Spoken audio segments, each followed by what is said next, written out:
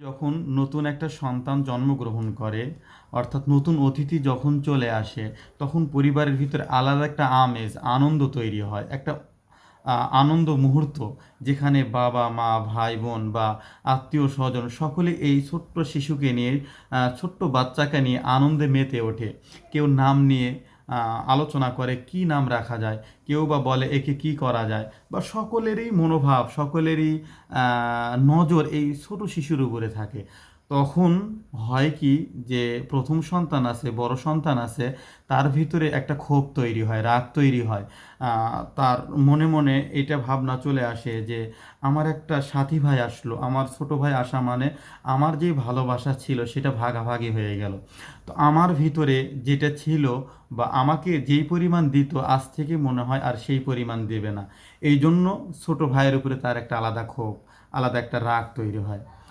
এই ক্ষেত্রে প্রত্যেকটা বাবা মার উচিত যে ওই সন্তান, বড় সন্তানকেও সময় দেওয়া, পাশাপাশি তাকে মুখে বলা যে আব্বু আমি তোমাকে অনেক ভালোবাসি, তুমি আমার কাছে অনেক গুরুত্বপূর্ণ, তুমি আমার কাছে অনেক প্রিয়, অনেক স্পেশাল।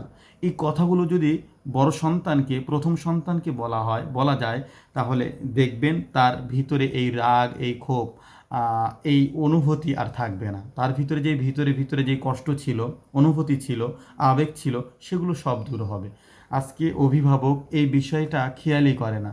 অনেক সময় আমরা দেখি, অনেক সময় যে মানে নতুন অতিথি আসার পরে বড় সন্তানের মাঝে অনেক পরিবর্তন দেখা যায়, যেটা অতীতে কখনোই হয়নি। বাবা মা মনে করে এটা হয়তো এমনিতেই হয়েছে, অথবা দুষ্ট হয়েছে, অথবা বেয়াদব হয়ে যাচ্ছে। আসলে বেয়াদবও হচ্ছে না, দুষ্টও হচ্ছে না, আসলে তার ভিতরে যেই কষ্ট আছে, যে অনুভূতি আছে, যে আবেগ আছে, সেগুলো সে প্রকাশ করতে পারতেছে না। এই জন্য তার আচরণ, তার চলাফেরা বা আরও আদার্স যেগুলো দেখতেছেন, এগুলো পরিবর্তন হওয়া স্বাভাবিকই। কারণ যখন তার ভিতরের কথাগুলো প্রকাশ করতে পারবে না, তখন সে নিজের থেকেই ভেঙে পড়বে বা নিজের থেকেই আলাদা উদ্ভট আচরণ করবে। এগুলো তার দোষণীয় না বা তার বেয়াদব হওয়ার লক্ষণ না, বরঞ্চ এগুলো একজন বাবা মা যদি সঠিক গাইডলাইন দেয়, বা বাবা মা যদি একটু বুঝতে পারে যে আমার বাচ্চার বা আমার সন্তানের আচরণ পরিবর্তন হচ্ছে, কেন হচ্ছে, এটা একটু ভেবে, এটা একটু চিন্তা করে সন্তানের সাথে যদি আবার আগের মতোই ভালোবাসা, আগের মতোই যদি তার সাথে ব্যবহার